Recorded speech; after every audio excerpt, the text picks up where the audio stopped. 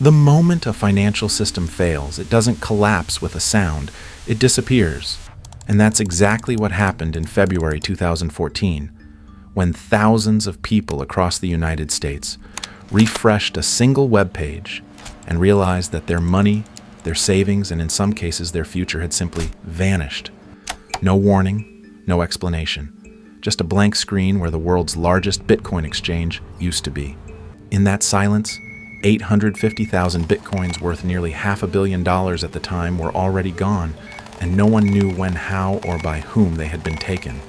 For years, Bitcoin had promised freedom from banks, governments, and centralized power, yet in a single moment its fate rested on one unreachable company and one unanswered question: where is our money? Traders panicked, forums exploded, and trust, the one thing no blockchain can generate on its own, evaporated instantly. What looked like a technical outage was actually the final frame of a disaster that had been unfolding quietly for years, hidden behind rising prices, delayed withdrawals, and the comforting illusion that code could replace accountability. This wasn't just the story of a hack.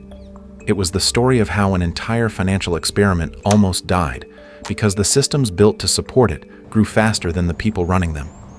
By the time the truth surfaced, the damage was irreversible. Bitcoin would survive, but the lesson would be written in billions of dollars, shattered confidence, and a single question that still echoes today: if a decentralized currency can fail this completely, what happens the next time we trust a system we don't fully understand? Before it became a symbol of failure, Mt. Gox was the center of gravity for an entire financial experiment. In the early 2000s, Bitcoin was still fringe technology discussed on forums and traded by hobbyists who believed code could do what institutions never had. And Mt. Gox, almost by accident, became the place where that belief turned into money. At its peak, nearly 70% of all Bitcoin transactions on Earth passed through a single exchange operating out of Tokyo, but silently shaping markets in New York, San Francisco, Chicago, and beyond. If you bought Bitcoin in America during those years, your funds almost certainly crossed Mt. Gox's servers, whether you knew it or not. Yet behind this enormous influence stood a company with no meaningful corporate structure and no real separation of power. At the center was Marc Karpeles, a young French programmer who didn't look or sound like a financial titan, but who held more unilateral control over Bitcoin's economy than anyone alive. Marc was not a banker, not a risk manager, not a strategist trained to oversee billions of dollars. He was a coder who trusted systems because he built them himself. Inside Mt. Gox, he approved code-managed servers, controlled wallets, and made final decisions often alone. There were no independent audits, no redundant safeguards, no institutional friction to slow things down when something felt wrong. From the outside, Bitcoin was celebrated as decentralized, unstoppable, mathematically pure. But inside Mt. Gox, everything depended on one person's judgment, attention, and stamina.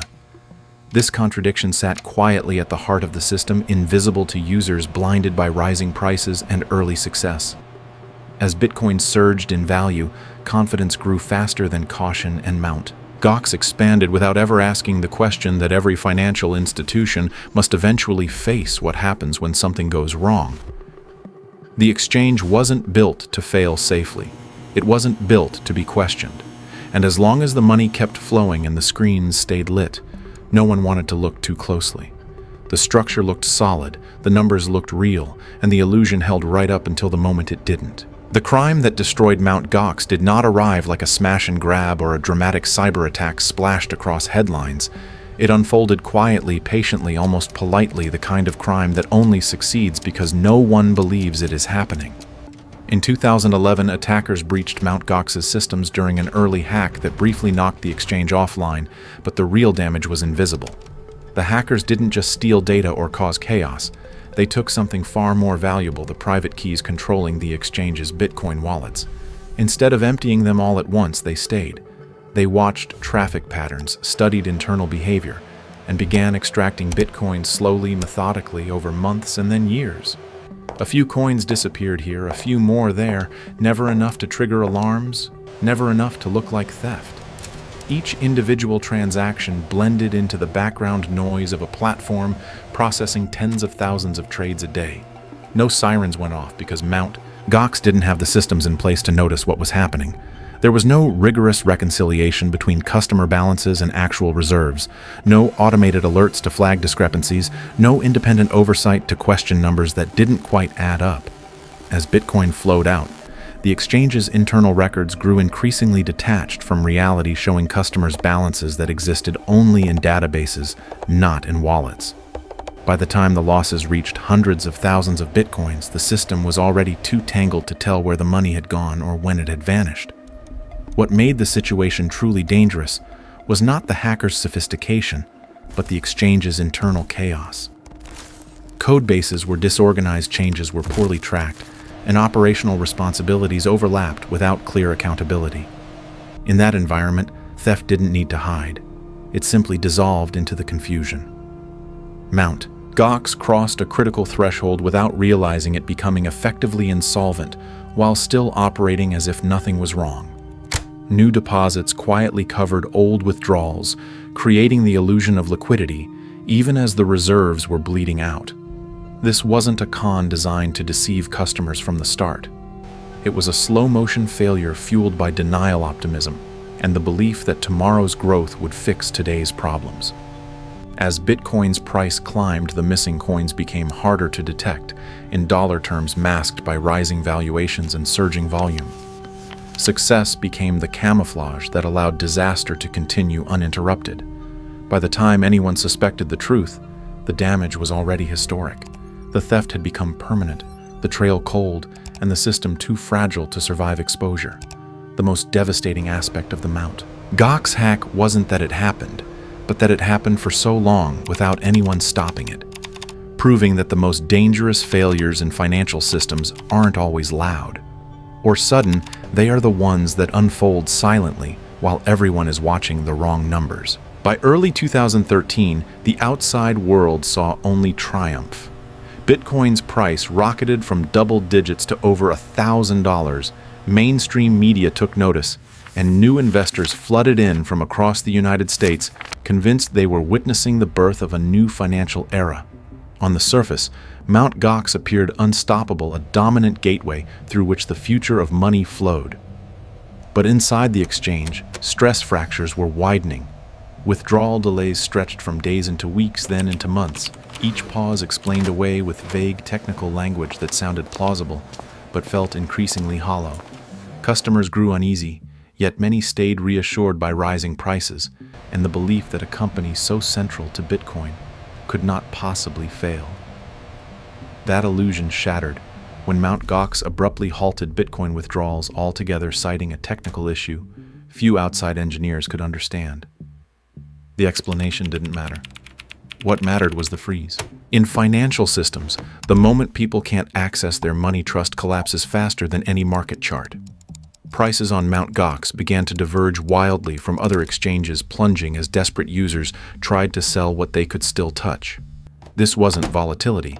It was a bank run unfolding entirely online. Panic spread across forums and social media, while screenshots of failed withdrawal attempts circulated like evidence of a crime in progress. For the first time, Bitcoin's promise of independence from traditional finance looked dangerously fragile. Outside Mt. Gox's Tokyo headquarters, the digital crisis spilled into the physical world as customers held signs demanding answers. Their anger sharpened by silence from inside the building. Behind closed doors, chaos reigned. Mark Karpeles retreated deeper into the infrastructure he once trusted, reportedly isolating himself among servers and terminals, searching for coins that were no longer there and solutions that no longer existed. Days passed with no clarity, only brief, carefully worded updates that failed to calm anyone. Then, without ceremony, the website went dark. Trading stopped. Tweets vanished. The exchange that once defined Bitcoin ceased to exist in a single unremarkable moment. When leaked documents surfaced, revealing that hundreds of thousands of Bitcoins had been missing for years, the realization hit all at once: this wasn't a temporary failure. It was an irreversible collapse.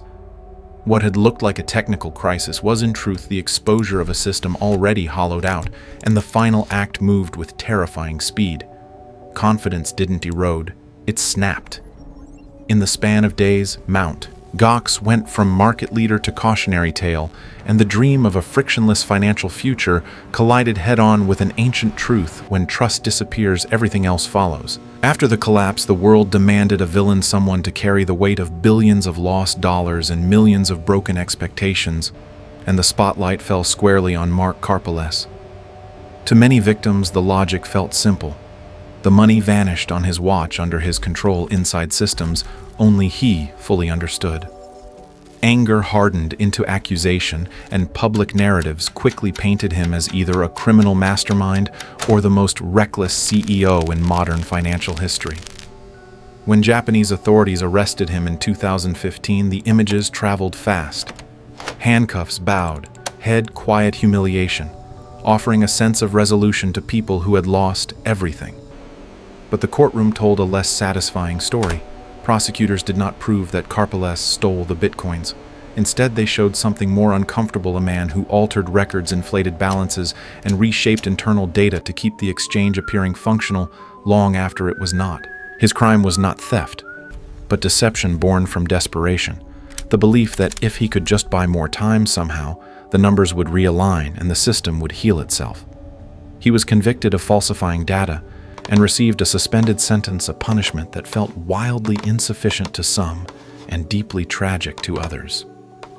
Meanwhile, the stolen bitcoins continued their silent journey across the blockchain, traced by independent investigators who followed patterns, wallets, and transactions stretching across years and borders. The trail eventually led east toward shadowy exchanges and foreign operators beyond easy reach. In 2023, the U.S. Department of Justice unsealed indictments against 2 Russian nationals accused of orchestrating the Mt. Gox hack and laundering hundreds of thousands of bitcoins, confirming what many had long suspected. This was not an inside job, but a prolonged external theft enabled by internal collapse. Yet even this revelation failed to deliver closure. The accused remained outside U.S. custody, the majority of the funds unrecovered, and the damage irreversible. In the end, no single arrest could undo what had happened. The Mt. Gox story refused a clean ending, leaving behind an unsettling truth that resonates far beyond crypto: that catastrophic failures are rarely caused by pure evil alone, but by human weakness, unchecked authority, and the quiet decisions people make when they are afraid to admit they have already lost control. Mt. Gox did not destroy Bitcoin, but it permanently altered how the world understands trust in digital systems. In the wreckage of the collapse, something unexpected happened. The network kept running. Blocks continued to form, transactions cleared, and slowly, almost defiantly, Bitcoin survived the very event many believed would kill it. Yet survival came at a cost. The phrase, "not your keys, not your coins," emerged not as a slogan, but as a warning carved into collective memory, a reminder that technology does not eliminate risk, it only relocates it. In the years that followed, exchanges hardened their security audits, became expected rather than optional, and cold storage turned from niche practice into industry standard. Ironically, during the bankruptcy process, roughly 200,000 bitcoins were discovered in an old wallet once assumed empty, a discovery that offered a sliver of hope to creditors. As Bitcoin's price climbed into the tens of thousands of dollars, those recovered coins grew into billions in value, turning a partial recovery into a long, agonizing wait for restitution that stretched on for more than a decade. Some victims eventually received compensation. Many never returned to crypto at all. What they lost was not just money, but confidence, the belief that a system built on math alone could protect them from human error.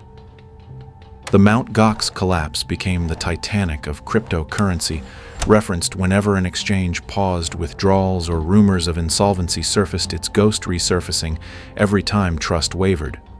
And yet, its legacy extends beyond finance. It stands as a case study in how concentration of power, even in systems designed to resist it, creates fragility rather than strength. Bitcoin endured, but the illusion that decentralization automatically guarantees safety did not. The final lesson of Mt. Gox is not about hacking or code, but about responsibility. When people outsource trust, without understanding the structure beneath it, failure doesn't announce itself with chaos. It arrives quietly, then all at once. This story isn't really about Bitcoin or hacking or a failed exchange. It's about what happens when trust is handed over without accountability, and when systems grow faster than the people who run them. Mt. Gox reminds us that technology doesn't remove human risk, it amplifies it, and that decentralization on paper means nothing if power quietly re-centralizes in practice. The lesson is simple but uncomfortable. If you don't understand where your trust goes, you've already accepted the risk. If this story made you think, question, or see modern systems differently, support this channel by liking the video, sharing it with someone who should hear it, and subscribing for more deep investigations into the hidden failures shaping our world.